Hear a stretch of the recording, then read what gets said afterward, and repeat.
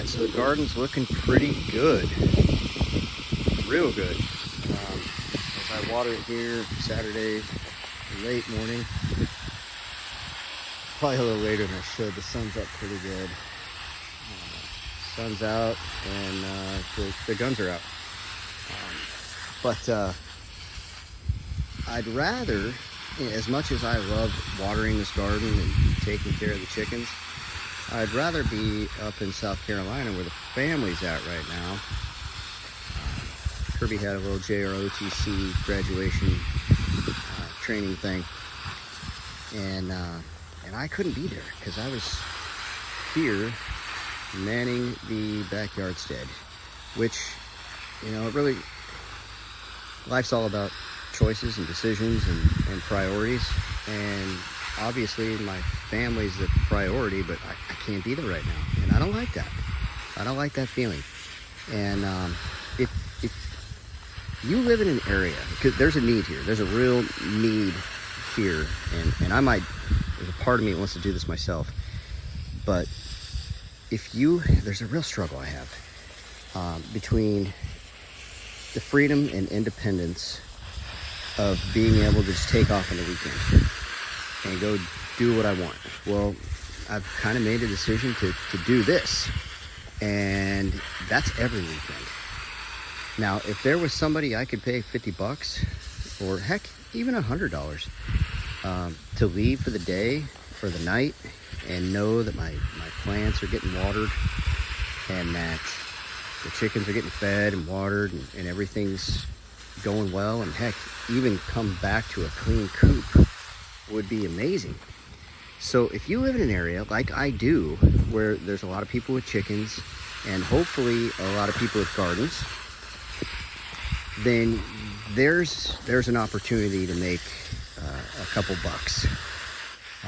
And once word gets out that you do this, people will be knocking down your door, because if you've got a garden and you've got chickens, or either or, and most likely you've got both, because they just kind of go hand in hand, then you've got like an agricultural ball and chain tied to you, and that's it's a blessing, and I wouldn't say a curse. It's just a consequence of the decision to grow a garden, because I'm not going to see this thing go to waste and die for leaving for a couple days. And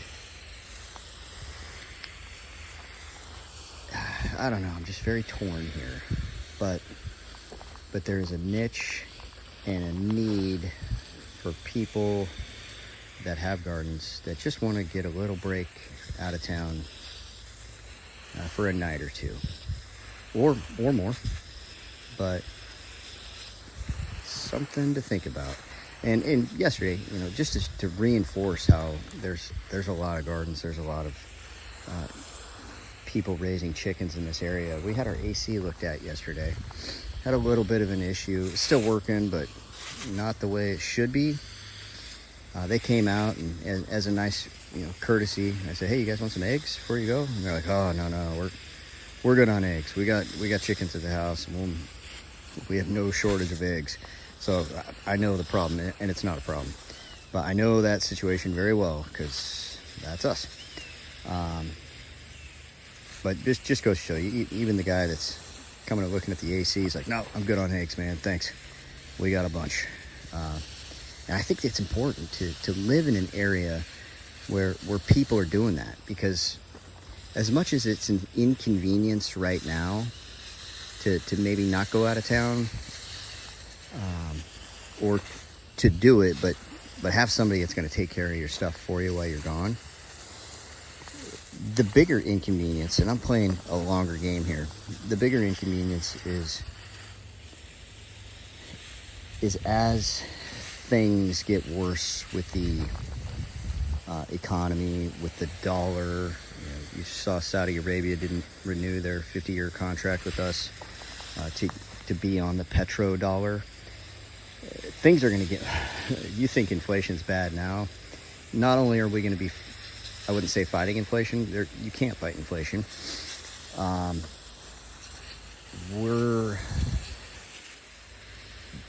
Our purchasing power with inflation won't be as good, obviously, but our purchasing power with countries fleeing the dollar and going to the BRICS, what the BRICS are doing right now, and BRICS plus, really. I mean, there's way more than just the BRICS nations doing this with the central bank digital currency. The dollar's on its last leg. And I know people have been saying this for 50 plus years. No, it absolutely is. And as it continues to decline and confidence in the dollar erodes even further than it already is, things are going to get extremely expensive. And as that continues, I don't want to say when that day comes, we're there right now. It's just continuing to get worse and worse and worse. But as it continues, and it's even more obvious than it is now, as if it's not obvious enough. But right now we are just dealing with inflation. Soon we will see the effects of the globe, the world, pivoting away from the dollar. In fact, running as far as they can away from it. And I would say the smart countries have already done that. So we are no longer providing security in exchange for the petrodollar with Saudi Arabia. Well, that kind of begs the question, well, who's providing their security? I haven't dug into that, but it's not us. And it's probably not one of our, air quotes, allies. And I say air quotes because they're not really our allies. I mean, they're not going to come to our defense when we're destroying ourselves and tearing ourselves apart even more than we already have. And our country, our government, not our country, but our government will push us into that. And they'll call it a civil war because we've all been preconditioned to believe that. But really, it's the federal government picking a fight with its own people and pinning the people against each other and not the federal government. And who's going to come in with all the solutions and put that once they've reached the action that they want to reach, which is us just destroying everything, then they're going to come in and save us all from the problem they created. Hegelian dialectic, problem, reaction, solution. They cause the problem, we react if we take the bait, and hopefully we don't. And they provide the solution, which is what they wanted to begin with. I know that is not news to anybody that has been paying attention for a while. And if this is news and you're like, oh, maybe Corey's onto something here. Well, I'm not onto something. I'm just repeating the stuff I've heard for a very long time and completely agree with. I mean, I can't not see it. So welcome to reality. If you're hearing this and you're like, hey, I think something's right here. And if you disagree, that's fine. For a very long time, people thought I was crazy. There's this guy that would still do, but drink these strange drinks out of glass jars. And you're like, man, that guy's crazy. Why is he riding around in a scooter? And why does he drink this stuff? He says weird things. He says everything is bad for you and not good for you. And he goes in like this opposite direction of everything else. Well, a lot of those people have reached back out to me and said, damn, dude, we gave you a hard time. Well, most of the people that have reached out did not give me a hard time. But they heard everybody give me a hard time, and maybe they defended me. Maybe they didn't. Don't really care. I don't need anybody to defend me but myself. But they've come to me like, man, you weren't crazy. I'm like, yeah, I know that. You knew that too, right? And they're like, yeah. But you were just kind of ahead of the game. And yeah, I was. So if you don't, I say that because if you don't agree with the crazy things I'm saying, which aren't crazy, but if you think they are, that's fine. That's fine. I'm just a little ahead of the party, a little ahead of the curve here, and you'll get there. I hope you figure it out sooner than later, and because it's important to take care of our health. Why did I drink those crazy things? And why do I still do? Because it's good for us. If you want to have a car that runs well, and there's always, everybody goes to car analogies, but it's easy. If you want a car that runs well, you give it good fuel. You know, the additives that they put in fuel is not good for our cars. The additives that they put in our food supply is not good for us. You know, go with the expensive stuff, the non-ethanol, and you're going to get a lot more use out of your vehicle, your engine, a lot longer life, and it's going to run more efficiently. I think it's important that we eat things, we drink things, we take care of our body to run more efficiently. When it's running more efficient, you have more energy. Your mind thinks clearer. You're able to understand it, and you genuinely see things for what they really are. And I'll give you an example about this. Not so much on the health side, but we all see billboards every day. And it's just something we're kind of numb to. You drive down the road, not all of us, but if you live near a pretty big city and you're in a part of the country where billboards are the thing, you're going to see this everywhere. Everywhere you go, when you go into the big city, you're going to see billboards. And I lived when we lived in Guantanamo Bay, Cuba, there wasn't much going on there at all. It was just a Navy base in the armpit of Cuba. And very sheltered, very slow-paced life. Really quite nice, actually, if you don't mind living on basically a military prison, if you really think about it, because that's where they're Gitmo. I mean, it's Gitmo. But you come accustomed to living that slow pace, and then you go to the big city. You go to the States, for example. In our case, we went to the States, and you see these billboards everywhere. Back to the billboards. You see these billboards everywhere, and you're like, man, you see them for what they are. You're like, I'm driving down the road. They want me to see this, and these are the people that want my money. Not to say I had any money, but you see it for what it really is. Just like when you eat clean food, when I say clean, I mean you eat whole food that hopefully you've grown yourself, or you have purchased that's organic. And again, hopefully you grew it yourself and you grew it organically. But just like doing that and drinking right, eating right, really taking care of your body and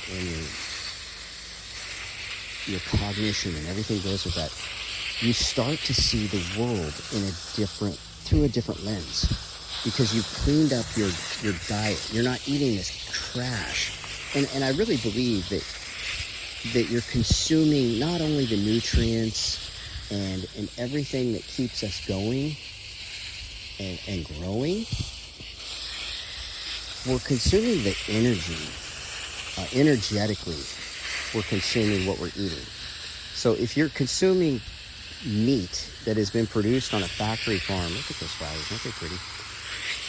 Consuming meat that's been produced on a factory farm, these animals have been living on concrete their entire lives, and just before the meat is processed, they're on these conveyor belts, hanging upside down, bleeding out, and just producing all kinds of cortisol, all these stress hormones.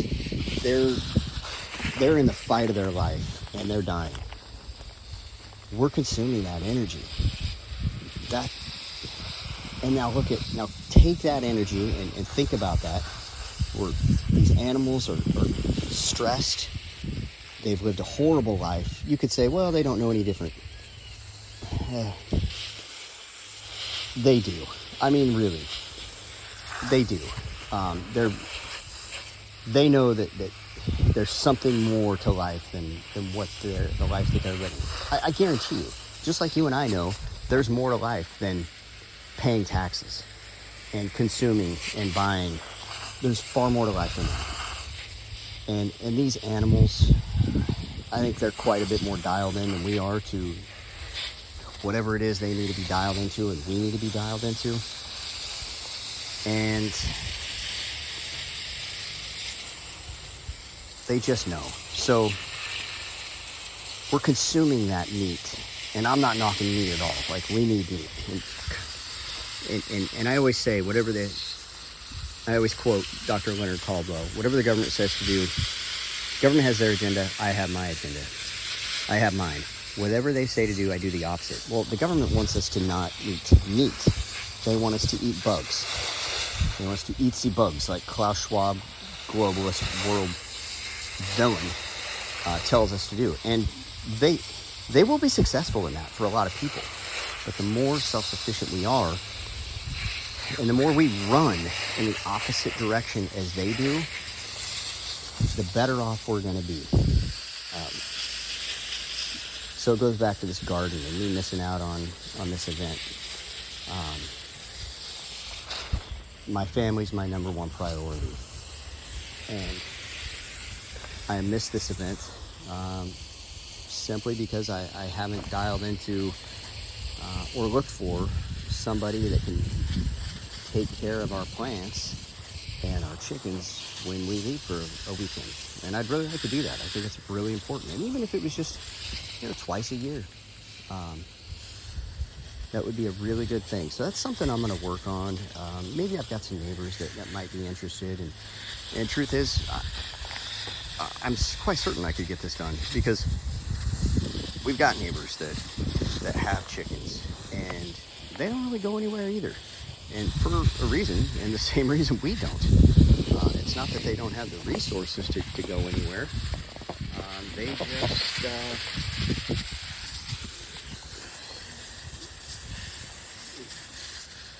they're just bound just like we are. And again, that's I wouldn't say a problem. It's a blessing to be able to do this and to use my time and energy doing this. I don't have a boat. I don't have a motorcycle. I don't have a lot of toys. I just have plants, dirt, and chicken, and a whole lot of chicken poop. And that is the life that I have chosen, and I'm very happy with that decision. But I'd also like to get out of town every now and then and just go enjoy things. Not that I'm not enjoying it now. I truly am. But it's good to get out of town every now and then. So let's go over here and water these guys. Now, I spend a lot of time watering these plants every day. The truth is, I would water them in the morning if I had the time. But I like my sleep, and I don't want to really wake up any earlier than I already wake up on the weekdays. I do come out here on the weekends and water them in the morning, but they definitely get watered at night. And then, of course, the days that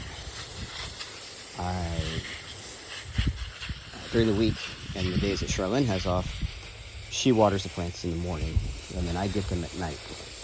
But back to that, it takes, for all these plants, I would be generous if I said it took an hour. And there's been times where Charlene's done this area here, and you can see here. And if you do it right, and you really saturate the water, you got over here, it easily takes 30 minutes to do the front side area, backyard here. It's backyard because we got the fence there. And from the front of the house, it looks like a normal house in this very small neighborhood. But from the back here, it's kind of like a mullet. From the back, we've got the agricultural party. So you got business up front, looks like a normal house, normal neighborhood for the most part, and party in the back. Business up front, party in the back. And the truth is, the real business is in the back, because that's where it's getting done. These plants right here, I don't know what this is, what we're looking at, what I'm watering right here, but for the longest time I've been waiting for something to pop up of substance. Well, it's the leaves that we eat. I'm like, Charlene, when is this gonna produce anything? She goes, what do you mean? She goes, we eat the leaves. I'm like, oh, okay. So I put the beds together. I do a lot of the manual heavy work, getting the soil in there and everything like that. And then Charlene, she really does the planting, and then I do a lot of basically the watering, at least at night. And then she'll do the trimming, and she knows how to do all this stuff. And the truth is, really, I need to learn how to do this because she sometimes gets a little frustrated with that. Not with me, but just the fact that it does take a lot of time to have a garden. I love it. It's very pretty. It's very good for, I'm gonna switch hands here. It's very good for the soul. It's very good. It feels like every day we need to get out in nature. And I live in Northeast Florida, and when you compare it to where we were at in Alaska, yeah, there's no nature here. There's swamps. I wouldn't say swamps, but there's just a lot of stagnant water. It's not like you can go on a hike and hear nothing but just water everywhere, and steep trails, and these mountain peaks that are just amazing. We don't have that here.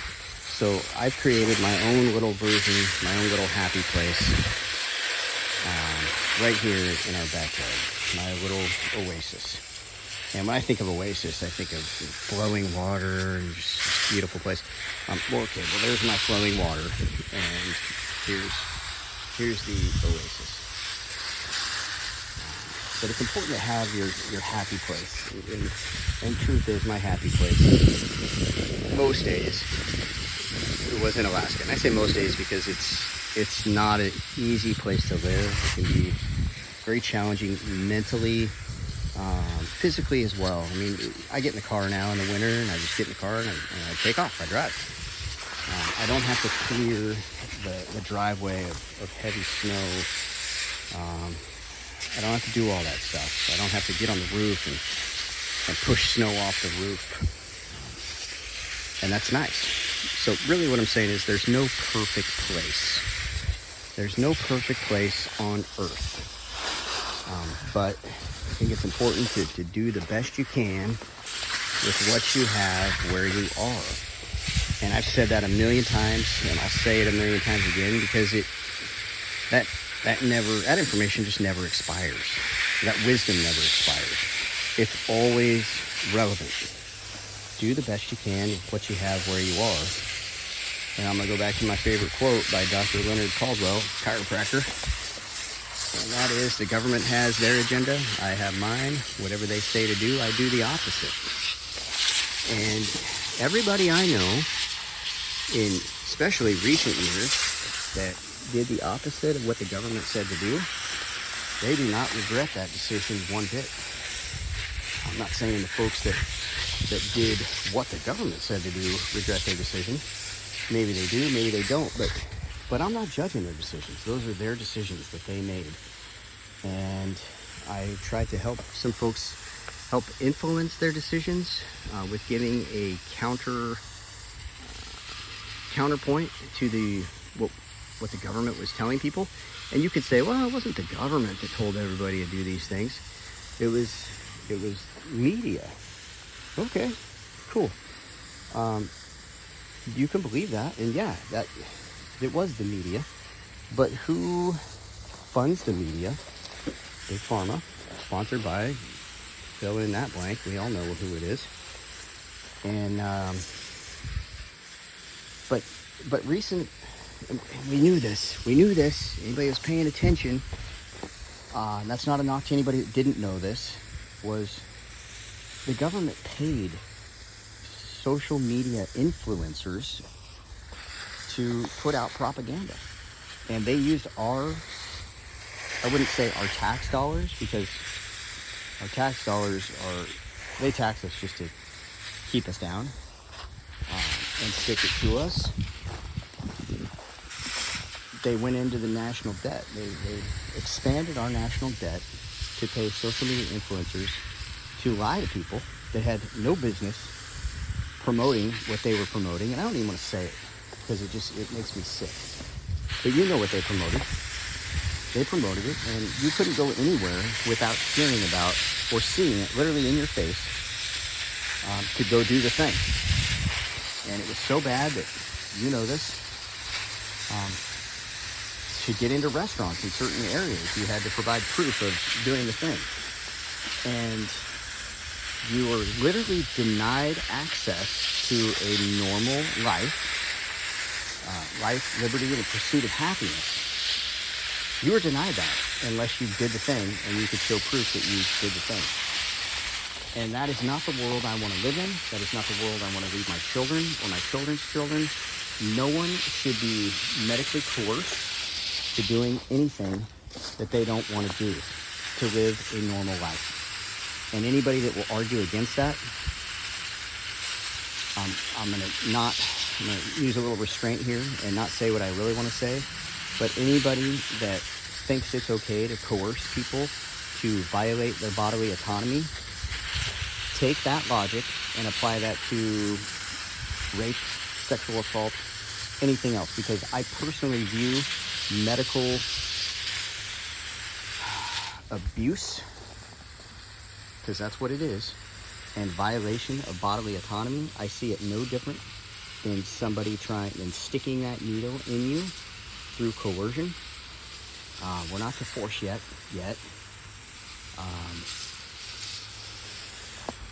I see that no different than sexual assault crimes, sexual harassment crimes, because that's exactly what it was, but replace sexual with medical. And if you can see it through, if you oppose sexual harassment, sexual assault, then apply that same logic to medical coercion and medical assault. And there'll be some people that they can't handle that, and that's fine. I can't handle your thoughts and your beliefs and how you can't make that connection. It's very simple, you know. And then during COVID, when people were talking about, well, before COVID, everybody says my body, my choice. Cool. Apply that same logic to the thing. And I say thing because I don't want to use the V word, because it's not a vaccine. It's at best, experimental gene therapy, and that's what it is. But what it really was, it is a bioweapon. And that is not a popular thing to say, that is not a fun thing to say, but it was an absolute bioweapon designed in coordination with Wuhan, China, and the American government. And the American government might say, oh, well, it wasn't us, it was NGOs. Okay, NGOs, the American government, or the United States government, because there is a difference between America and the United States. America is the people, we the people. The United States, in my opinion, is the federal government. The federal government of the United States of America. But there's a difference between America and the United States. For starters, we're no longer united. And you can thank our corrupt, out-of-control government for making us ununited. We are not united. We are divided. We are as divided as you can get. And the simple fact that what the words I'm speaking right now, you could say, well, you're not divided. You're furthering the divide. Well, I'm sharing the truth. And if you have a hard time with that truth, then that's on you. But I don't play a role in the division that they are trying to create through BS narratives that talk about, white supremacy, and they're race baiting everybody. They have been for many, many years. And when you scratch the surface of that phrase that they repeat over and over and over again in their mockingbird media, white supremacy, what they define as white supremacy is anyone that doesn't agree with the federal government. That has nothing to do with white supremacy. White supremacy is not the, air quotes, what is it? How do they say it? The biggest threat to our democracy. White supremacy is not the biggest threat to our democracy. The federal government is the biggest threat to our democracy. And that same federal government that runs around the world preaching democracy is also the same government that literally funds the entire Ukrainian government. And the entire Ukrainian government is run by a dictator now. Remember that guy? Well, he's still around. Unfortunately, he's still in power. He shouldn't be, because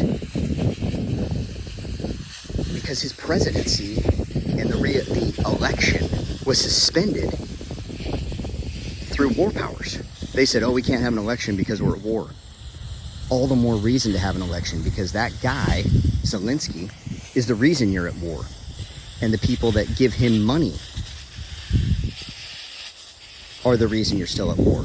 And those same people that are working together with Zelensky, and he's just as bad as they are, that war is just getting started.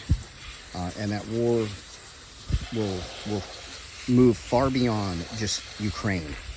Russia doesn't want Ukraine. Russia doesn't want more land. They've got more land than they can deal with. They want more people. They want to sell cheap energy to the rest of the world. That's what they want. They don't want to go to war. They've been extremely restrained with the U.S. government pushing them into war. This does not go, I don't want to say end well, because it doesn't end. This does not go well for anybody living on the face of this earth. It just doesn't. And whatever happens next, you can blame the federal government for what's going to happen. And it's not going to be good. I do not want to send my kids off to the meat grinder, wherever that meat grinder is, to die for another globalist war, to die for unnecessary reasons. It just does not need to happen. I love my children. I love my family. People of the world just want to be left the hell alone from their government.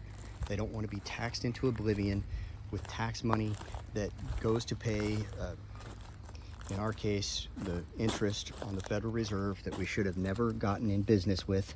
Private bankers or loaning. We print money out of thin air, loan it to ourselves through a group of private bankers that have completely hijacked our country, have been for years. This doesn't need to happen. I served honorably for 24 plus years, and I would have laid down my life for just causes. What's happening right now is not a just cause. Not at all. And it is disgusting. It is completely unconstitutional. Did Congress, did they vote to go to war? Well, you could say, well, we're not at war. Yeah, we are. We're in a proxy war. We're giving away tools of war and munitions that, frankly, we don't have enough and cannot make enough to keep up with what will very likely happen soon. I think it's inevitable. I mean, I really do.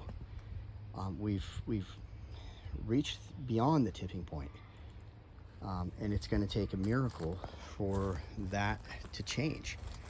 And I'm not opposed to the thought that maybe there will be a miracle. And I think it's important to get ready, prepare for the worst, and pray for the best, because the only thing that can change this on a very large scale is God. And I honestly don't think that America is in God's favor right now. I really don't. As much as it pains me to say that. And that's not an anti-American thing to say. I don't want anything bad to happen to America. I don't want anything bad to happen to Russia or any country. I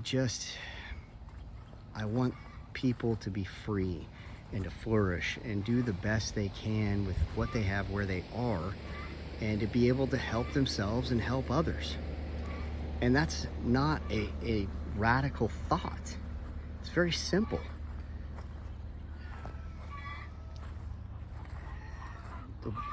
I'll just stop with this. I'll stop with this and say, if you're not growing a garden, start now. Your future self will thank you later. If you're not already praying or doing all of the things that the federal government and their mockingbird media tell you not to do, and they don't tell you not to do these things, but what they do is they tell you what you should do, and what you should do is the exact opposite of those things. pray, grow a garden, get right with God, know Jesus, and get ready mentally for the hell on earth that they will unleash very soon. All right, I'll leave it at that. Have a great day, and I'm gonna see if I can get a little picture of this beautiful, beautiful dragonfly. We got a lot of dragonflies. Not sure what we're growing that attracts these guys. I'm gonna see if I can zoom in here. Ah, he flew away. Yeah, he flew away, dang it. Well, oh, let's see if I can get him over here. It's very hard to do this. Okay. All right, hey girls, how are you? These chickens are funny. It's hard to see who through here. I haven't painted this black yet, but I will soon. But yeah, they're real characters. All right, thanks for listening. Massive rant, but all right, bye-bye.